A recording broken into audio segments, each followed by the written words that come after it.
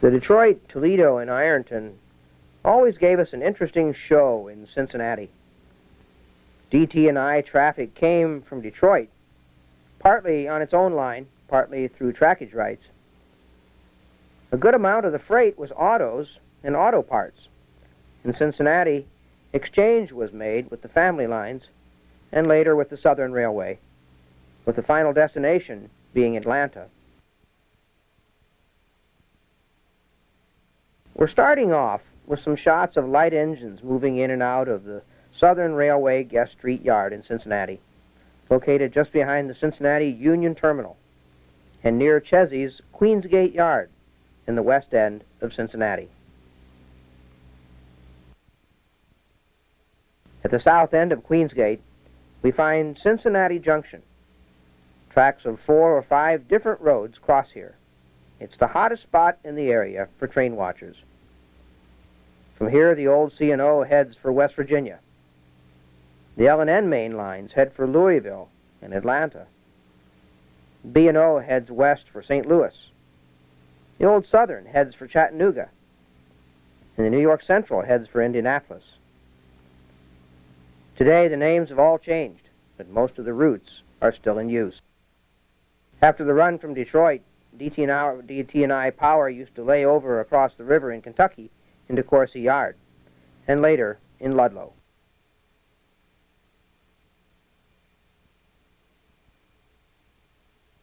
Here's a northbound DT&I freight crossing I-71 in Pleasant Ridge. After running through some old Cincinnati suburbs, he'll get on the New York Central and head north.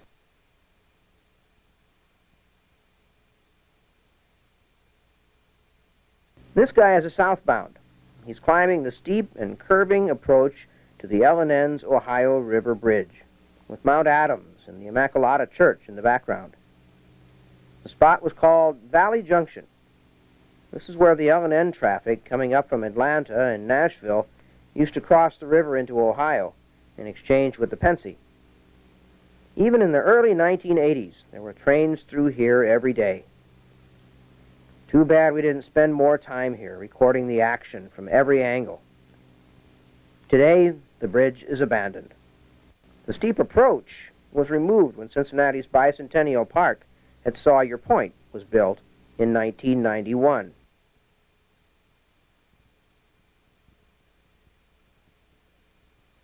One of the features of the L&N Bridge was that trains exiting the bridge southbound encountered about a mile of street running through Newport, Kentucky. The city fathers were apparently not too pleased with this exciting feature, as the long, slow freights used to cut the city in half, blocking nearly a dozen crossings. On most weekdays, train traffic was embargoed a good part of the afternoon during rush hour. It was common to see trains waiting on the L&N Bridge for the embargo to expire. Here's the street running, the L&N Bridge in the distance, and of course a few cars and trucks hurrying across the tracks. The tracks are gone today. These shots cannot be duplicated. Another unusual and interesting railroad setting where we should have taken many more pictures than we did. Here the L&N tracks curve right and reach the Licking River. Across the river, our train will pass the old L&N office building and turn left onto the line into Decoursey Yard.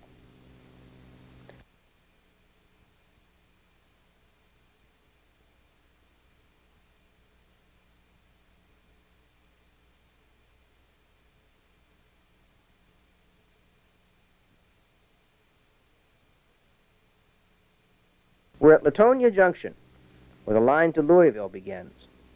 Another line serves as a connector to the ex-C&O in Covington. This is another hot area for rail fans and for rail fan security patrols. Here's one of the friendly patrolmen arriving now, but he's on the wrong side of the track, and he won't be bothering us today. The tracks in the foreground connect to Decoursey Yard through a tunnel to the C&O and the C&O Ohio River Bridge into Queensgate.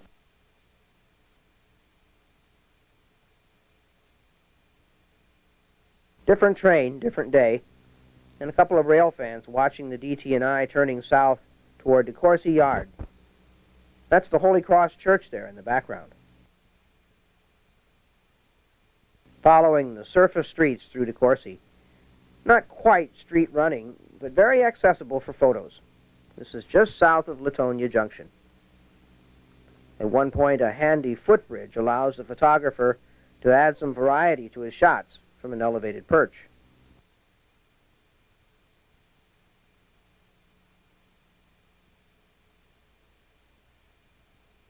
Arriving in Decoursey Yard in the late afternoon, with the locomotives and cars being framed by the piers of Interstate I-275, the Cincinnati Circle Freeway, which passes overhead at this point.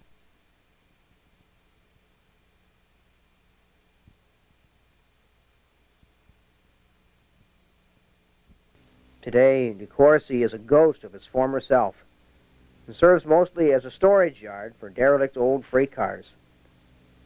The CSX now does all its marshaling in Queensgate. Well, there are probably lots of times when they wish they had the extra room and the extra hump, now hiding in the weeds at Decoursey. Here's a glimpse of the Cincinnati skyline.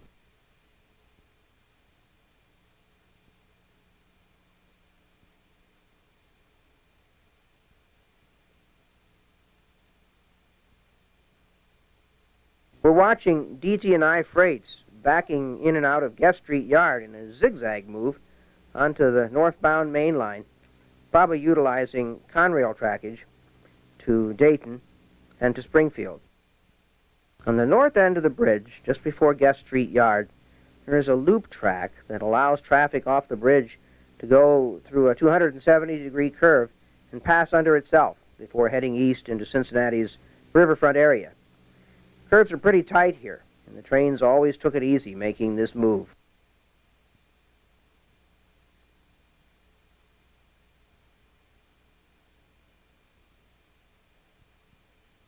A view of Queensgate Yard from the ridge at Fairmount, a spectacular spot for train watching.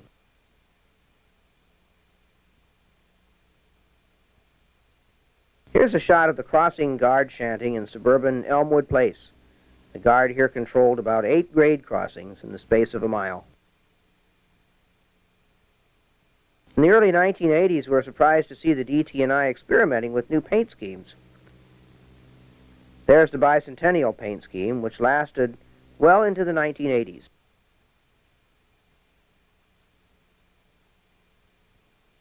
Here are the familiar big black letters that were so common throughout the period. The DT&I compass appeared about this time and was quite distinctive. Here the initials are white Roman letters, and the big orange has adopted the colors of the Grand Trunk. Now we're back at Cincinnati Junction. We're under the 6th Street Viaduct, and we're watching the regular Saturday morning DT&I, the AFP-1, I think they called it, departing for Detroit. We'll follow it and get shots at various spots along the route out of Cincinnati.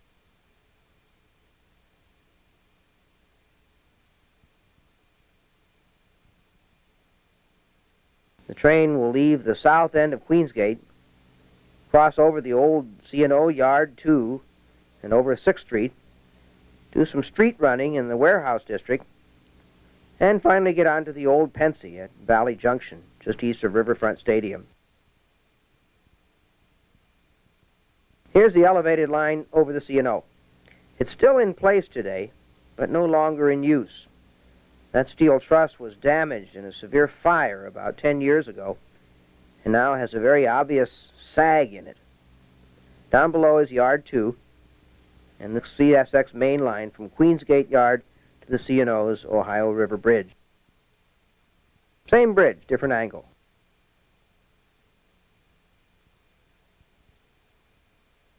There were very steep approaches to the overpass from both sides. The tracks had only a short distance in which to climb over a small yard, 2 main lines, a highway, and a flood wall.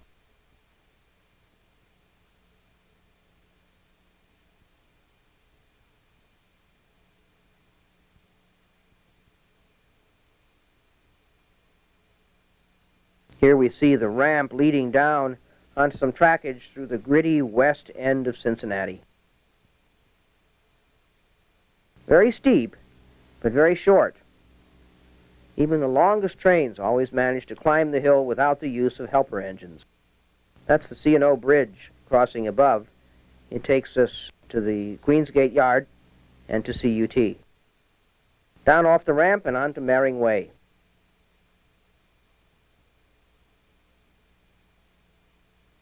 I heard once that this line belongs to the Norfolk Southern and was formerly Southern trackage that served the industries in the West End for over 100 years.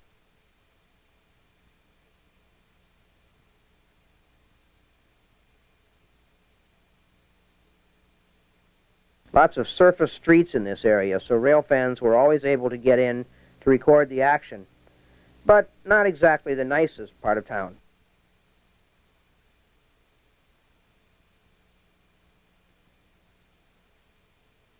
We're about 50 yards from the Ohio River, following the river on the Ohio side, and we're heading east into the thick of the old Cincinnati riverfront area. Lots of warehouses and junkyards.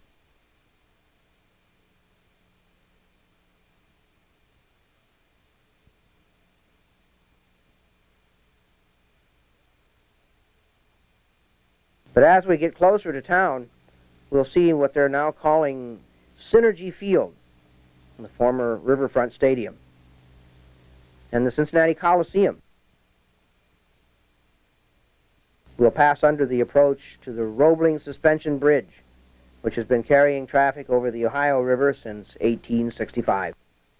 City officials would dearly love to have this trackage removed.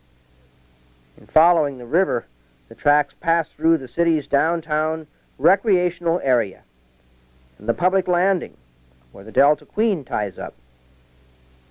Even today, with train traffic almost non-existent, there are still occasional reports of injuries to pedestrians along here. Here we see one DT&I train passing over another. We're at Valley Junction again.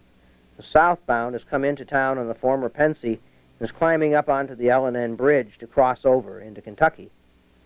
The northbound we've been following passes under the bridge approach. In a few seconds it will reach the junction and come onto the Pensy.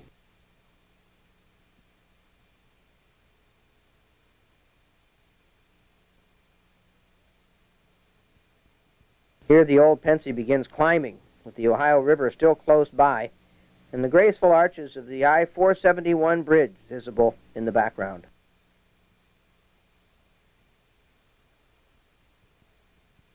At Valley Junction, we meet a Grand Trunk freight in the hole. If he were heading for Kentucky, he would not have to wait here. He's probably headed for Queensgate Yard. So he's waiting for our train to pass so he can continue on the scenic line through the Cincinnati bottoms that we just saw. This was about 1981, I think, when the Grand Trunk colors began showing up in Cincinnati.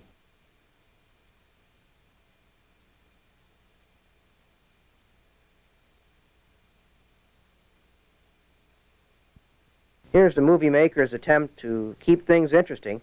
The gaps between the cars and between the loads of the passing train conceal and then disclose the diesel details in the background. My dad used to call this the traveling slit technique. Of course, it's not nearly as effective if you're shooting with a slide camera. A glimpse of the DT&I caboose passing, and then a different train waiting in the hole on a different day. This time it's a Conrail U-boat. East of Valley Junction, and the climb begins.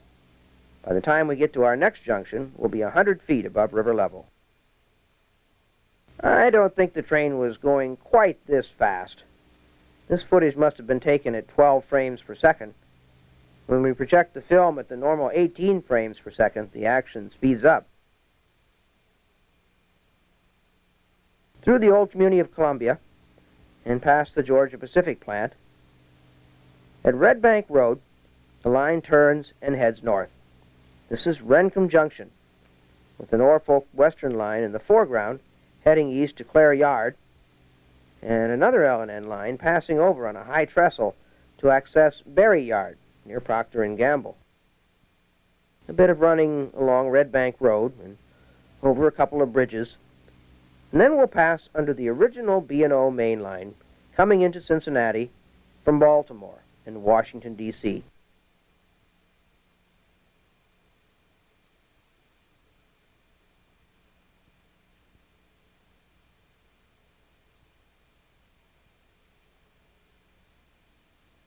About 1,000,000 years ago, Amtrak's Shenandoah ran between Cincinnati and Washington on this line.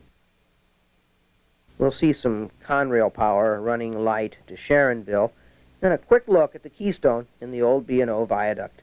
The date is 1887. The chase gets a bit hectic now. The line runs through Norwood, Roselawn, and a few other old Cincinnati suburbs, and then on to the ex-New York Central through Sharonville, and on to Dayton, Springfield, and points north. Here he's left Sharonville and is climbing Maud Hill.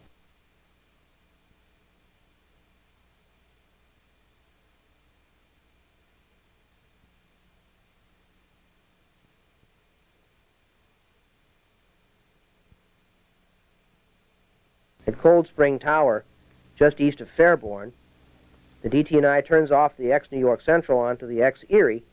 A few miles later, the DT&I reaches Springfield and turns onto its own main line for the run to Flat Rock. Now we're in Quincy, Ohio, a real interesting spot. Here the north-south DT&I crosses the Conrail ex-Big 4 line to Indianapolis. The old interlocking bore the name Morgan Tower, and about a quarter-mile north was the old DT&I steel trestle over the Miami River. The switches at Morgan were all thrown by hand with the original Armstrong levers, as was the collection of wooden semaphores that controlled all the traffic through here on both railroads. The tower operator, at least one of them, was very friendly and would occasionally change the semaphore settings for a movie maker who wanted to catch the moving blades on film. Interesting place to visit, Morgan Tower, inside and outside. And old Carl was always glad to see rail fans. Watch closely here. You can see the engineer reach out and grab his orders from the trackside stand as he passes the tower. There are orders hanging there for the conductor on the caboose, too, but we won't get to see him. The train will be in the way.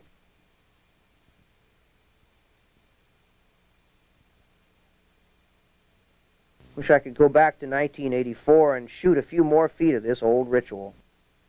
This guy is northbound, with the late afternoon sighting lighting up the car sides. The wheels used to make quite a racket as they passed over the double diamonds here. Come to think of it, they still do. The traffic still rolls through Quincy, Ohio, only under a different name.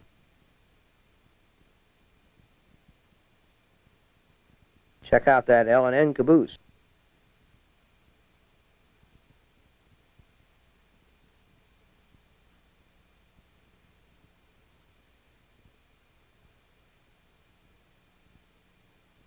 We're shooting a northbound on the DT&I bridge over the Miami River in Quincy. The bridge is only a couple of 100 yards north of Morgan Tower, but the rail fans often ignored this spot. The gorge that it crosses is filled with trees, and it was very difficult to get a clear shot of the bridge through all the greenery. There the blades go up again. Looks like we're going to have two westbounds go by, side by side. Either that or Carl is up there in the tower showing off for the camera. Here we can see that although the tower operator controlled the blade setup for approaching trains, the semaphores dropped automatically as soon as the train entered the block. This guy is westbound. In 10 minutes, he'll be in Sydney, Ohio, crossing under I-75.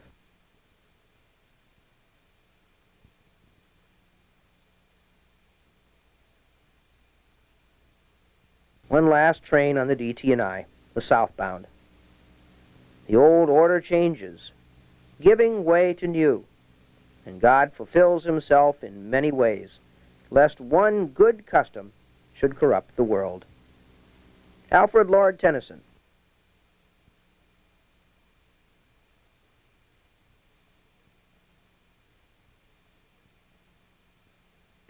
Before we continue with the last portion of this video, an introductory map of the area covered is shown for your information. Greggs Hill was the confluence of 3 railroads until January of 1987, when the Grand Trunk ceased operations to the Waverly area. First, the C&O Railroad, now CSX, is shown in yellow. This is primarily a coal hauling line between Columbus, Ohio and Russell, Kentucky. Next, the N&W Railroad, now NS, is shown in black. It likewise is a coal hauler between Columbus and Portsmouth, Ohio. Finally, the Detroit, Toledo, and Ironton, now Grand Trunk Western, is shown in orange. In 1981, the DT&I filed to abandon their nearly 50-mile stretch of track between Washington Courthouse and Waverly, Ohio. This section of track contained the treacherous Summit Hill grade with its tight radius curves. This situation prevented the DT&I from using 6-axle power to reach its car shops in Jackson, Ohio.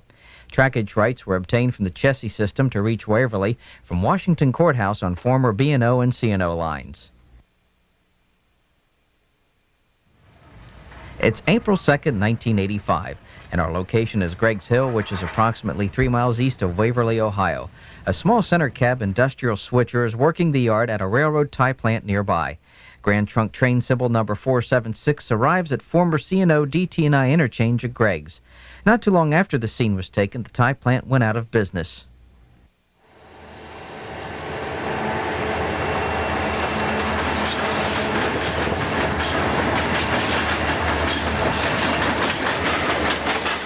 Here, the number 476 will exit the former C&O, now CSX track, and back its train onto the original DT&I main line to the N&W DT&I interchange yard in Waverly. The principal commodities exchanged with the N&W were coal, coke, grain, and automobiles.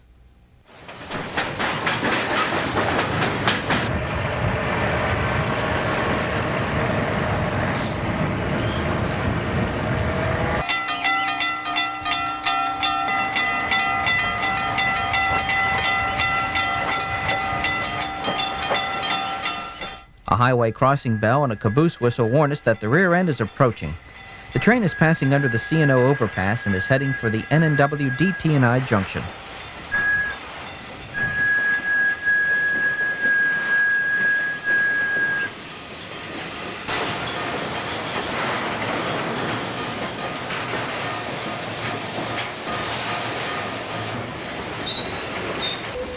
Please note engine number 6407. This was former DT&I locomotive number 407. When the Grand Trunk purchased the DT&I, they renumbered all 200 and 400 series engines by placing the number 6 in front of the 3-digit number system. Number 6407 is still wearing its fallen flag colors, but notice how the wet noodle GT logo has been affixed to the sides.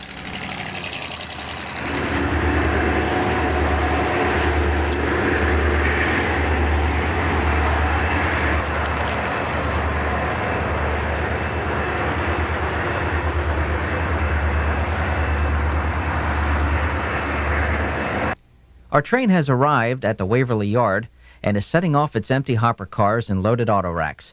When the number 476 is finished with its work, which could take anywhere from 1 to 2 hours depending on whether a break for lunch is taken, the symbol for the northbound train becomes number 477.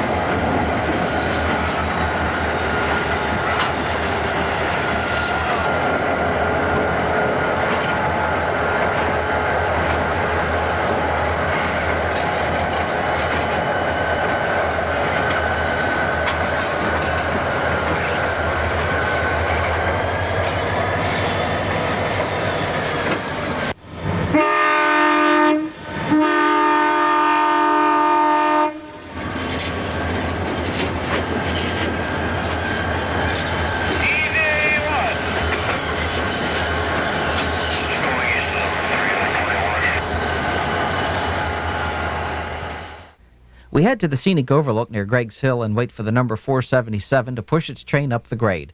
In the meantime, a northbound Chessie caboose hop heads north towards Columbus, Ohio. Friends there on the crossing. Either that or come up and help me. Two more. 30.2, you say? The single track on which the caboose is backing is the former DT&I. The double tracks in the center are CSX, former C&O. The double tracks to the left, which are barely visible from this angle, are the Norfolk Southern, former N&W.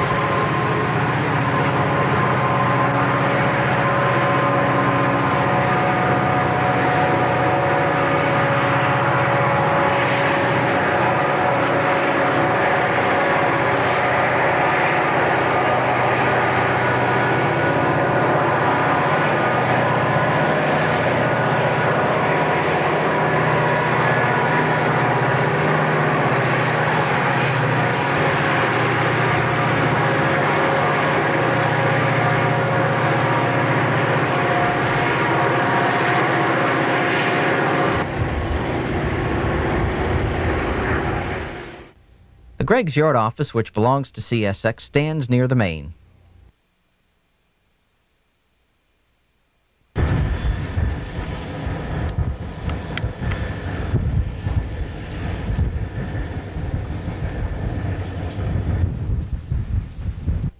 The number 477 heads north to Springfield, Ohio.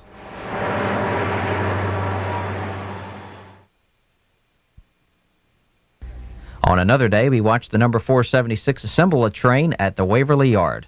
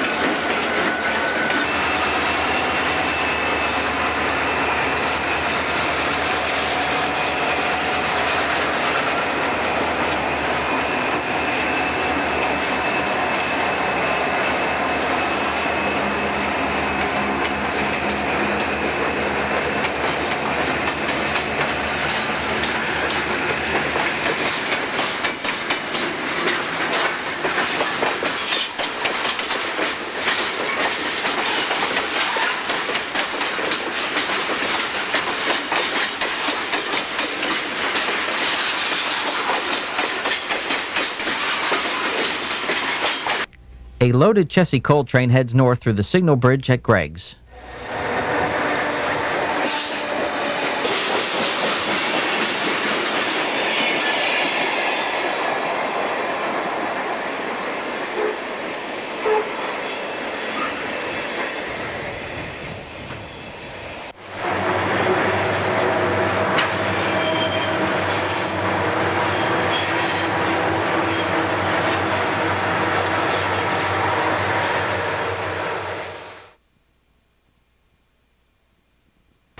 At Greg's, the number 477 is pushing its train onto the main. Once on the main, the switch is set to normal, and the loaded train heads north.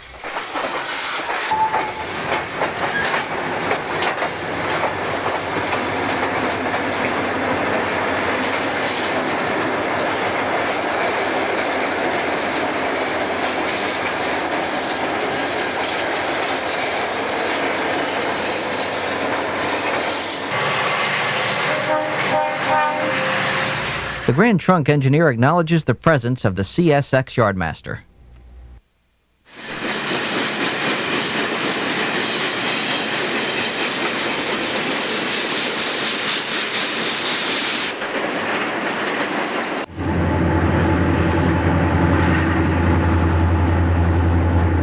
Our camera location is near the DT&I N&W junction.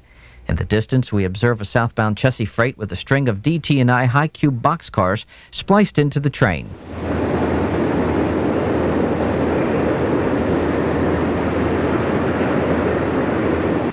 The number 476 caboose is seen backing to the junction and comes to a halt.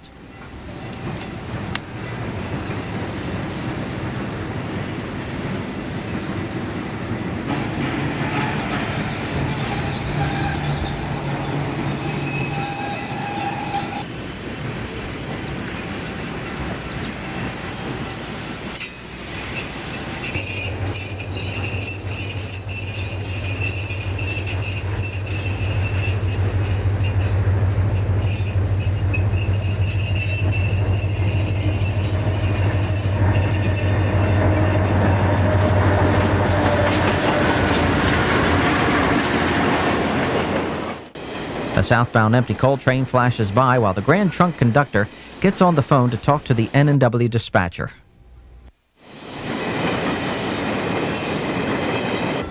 The dispatcher warns that a northbound must clear before the trunk train will be allowed onto the main to finish backing to the yard in Waverly.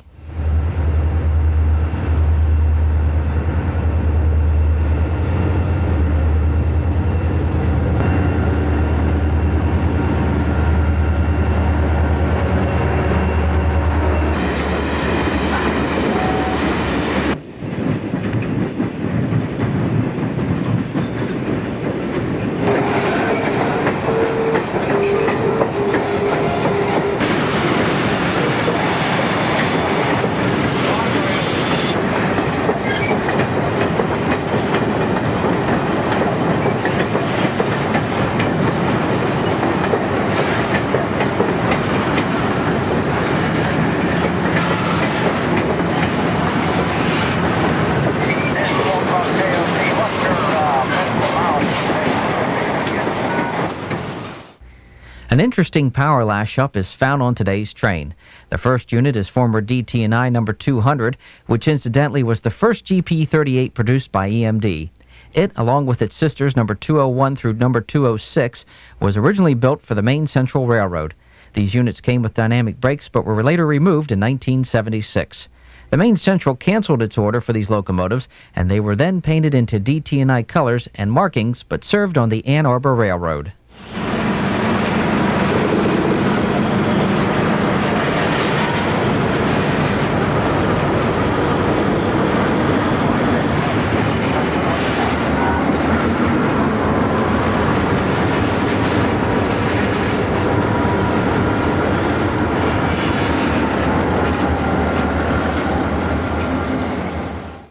The second unit in this lash-up is a former Rock Island. The third unit is former DT&I number 407. The fourth unit is a Helm Leasing, former Conrail. And the last unit is former DT&I number 224, still wearing its original paint scheme.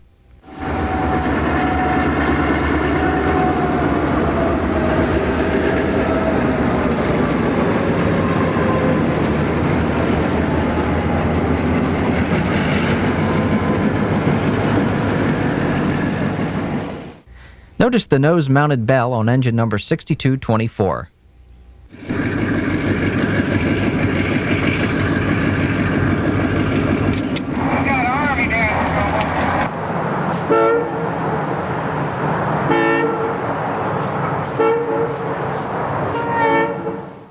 From a hill overlooking the town of Waverly, we see number 476 working the yard. A quick glance to the north reveals the abandoned DT&I right-of-way that once connected Waverly with Washington Courthouse, Ohio. The rails were removed between these towns in the early 1980s. Waverly was founded in 1829 and was first called Uniontown and was renamed Waverly a year later. The construction of the Ohio and Erie Canal here in the mid-1800s made Waverly an important commerce center for several years. But like many other Ohio cities that relied on the canals for trade, Waverly began losing importance as the state's transportation system became more dependent on the railroads and highways. Back at Greg's Hill, number 477 is pushing its train to the Chessie interchange at Greg's.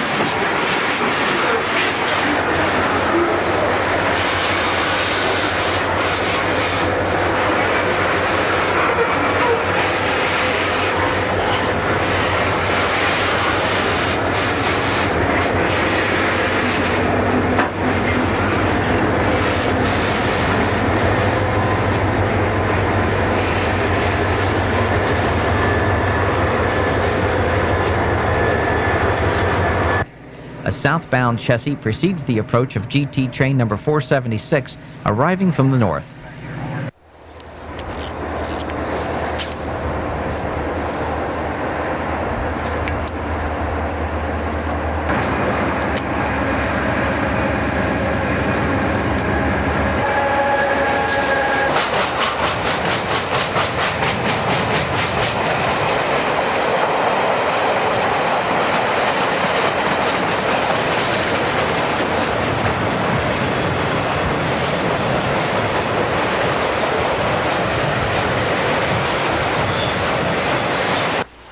After a pause, the train we just observed earlier is now backing under the Chessie overpass towards its connection with the N&W.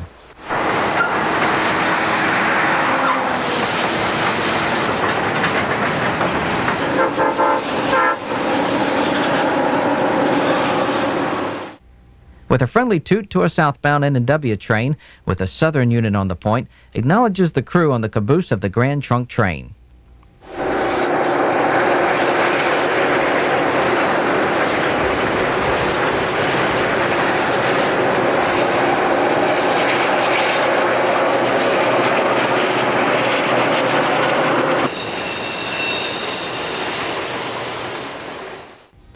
While we're waiting for the NS train to clear the junction, observe how long this Grand Trunk train is. The empty coal car portion is in the foreground while the auto racks are viewed in the upper portion of your screen.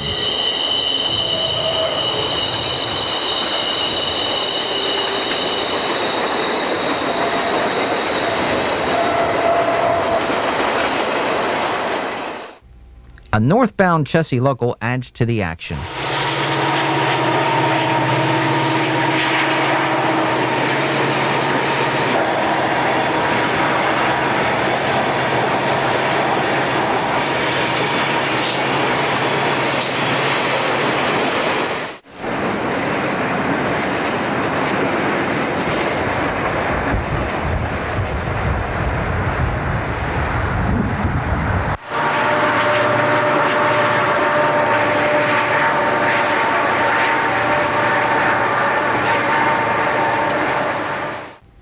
Likewise, a northbound N&W coal drag with two southern units heads towards Columbus.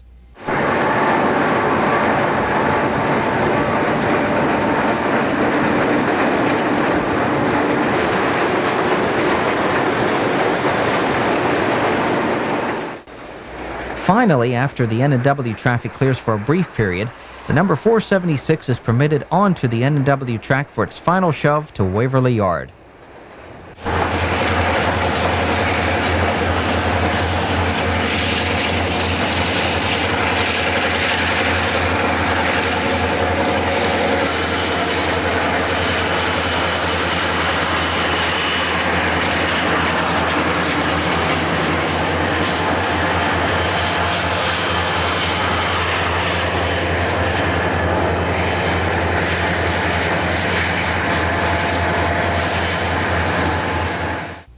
Notice the last unit on this train.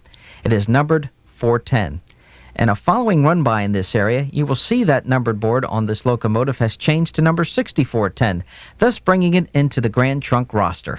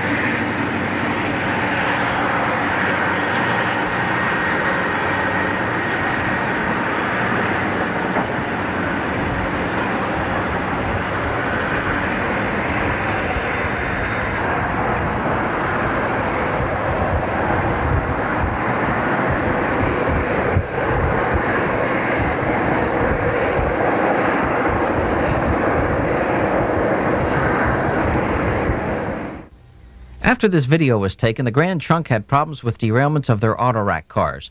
So instead of backing the train to Waverly, the power ran around its train at Gregg's Yard and pulled caboose first to Waverly.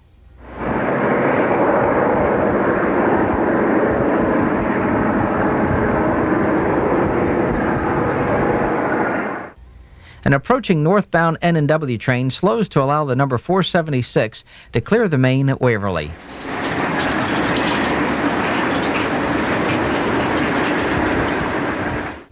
Again, the number 476 shuffles and deals loads and empties at the yard.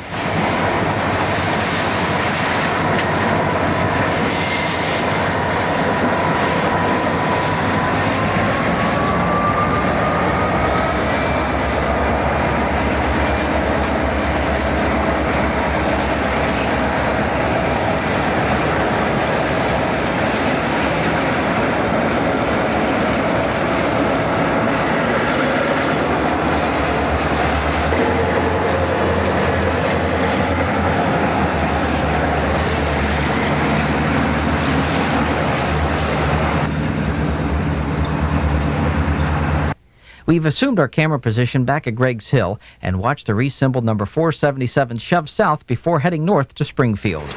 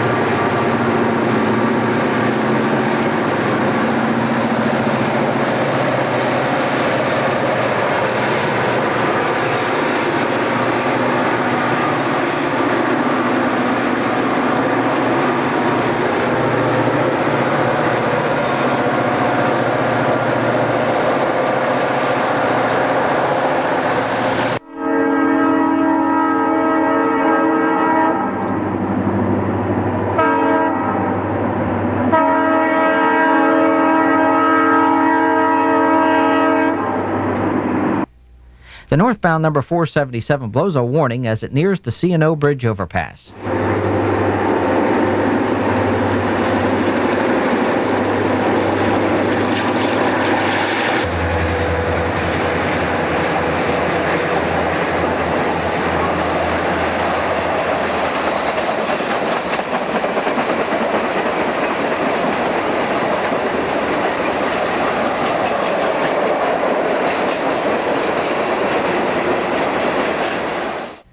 Coke is the primary commodity on this day.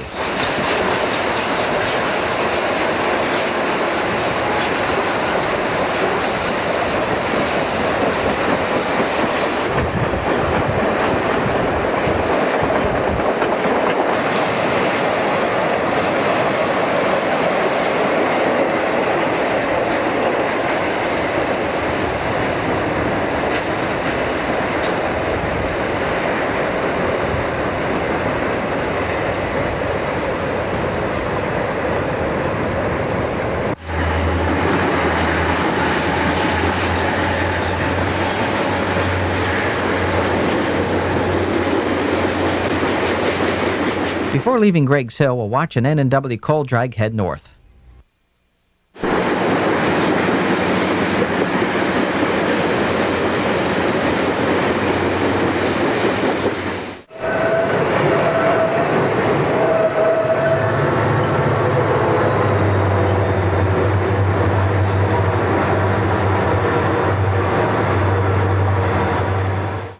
On another day, number 477 has already made its exchange at Waverly and is backing its train to Greg's before heading north. Our location is at Miller Road.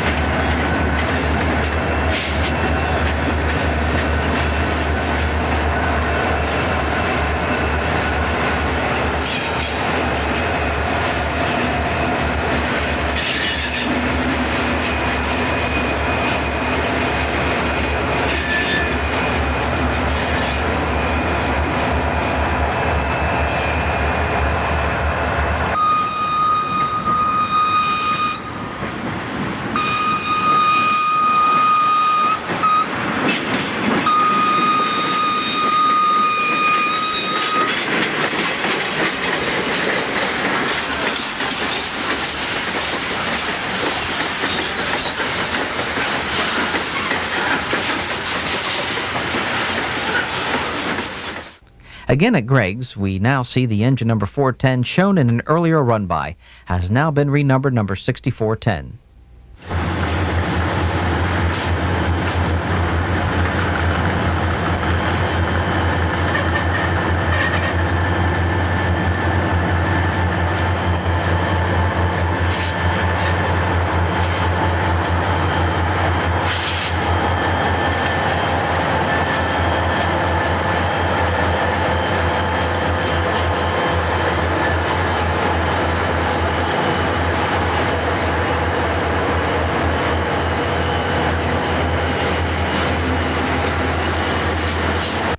Near Greg's and next to Minford, Ohio, a Detroit Edison empty coal train heads south for another helping of black diamonds. This empty train has a U-30C on the point.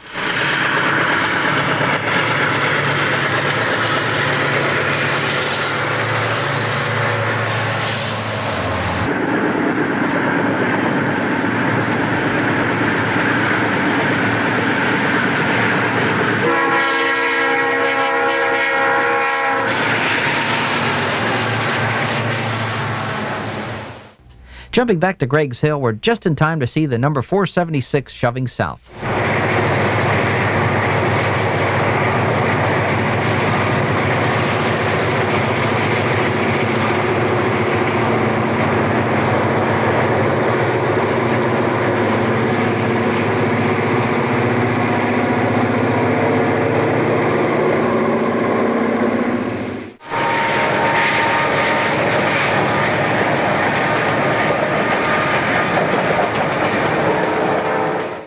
In the interim, we see an N&W mixed freight led by high-nose SD45, long hood forward, heading north.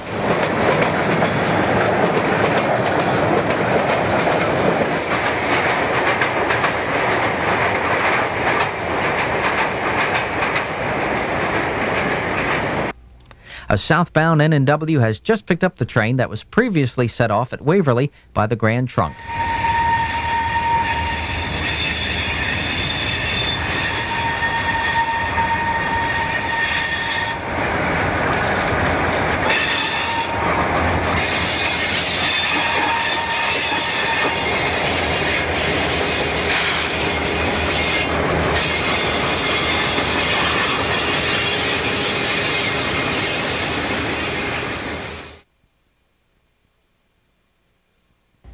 To close, we'll show some before and after still shots of the Waverly and Greggs Hill area that were shot in the mid-'80s and then again in late 1996.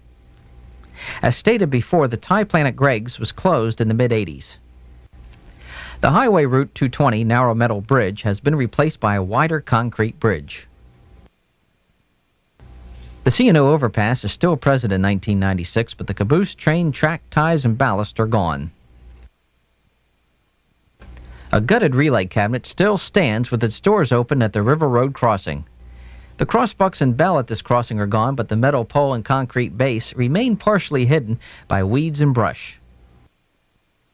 The old right-of-way now serves as an access road for dump trucks to gain entry to a nearby gravel pit.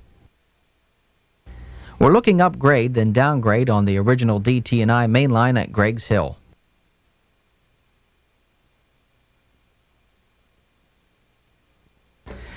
At this popular photo location on Greggs Hill, we notice a change in the road barrier from poles and cables to poles and guardrail. Notice how the sides of the DT&I right-of-way are now grown in with brush.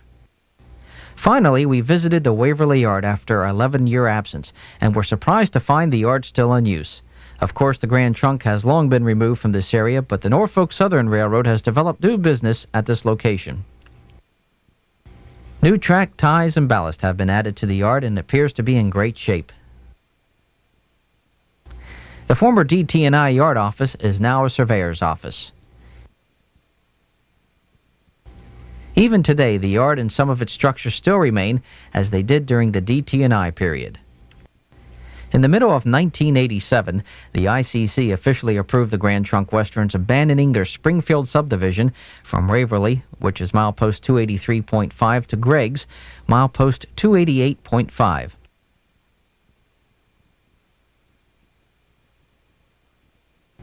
Be sure to watch for additional videos on the DT&I Grand Trunk series coming in the future from Neff Video Productions. 5 more volumes are planned, including the last 4 days of the Grand Trunk's Flat Rock sub in February '97. Thanks for joining us.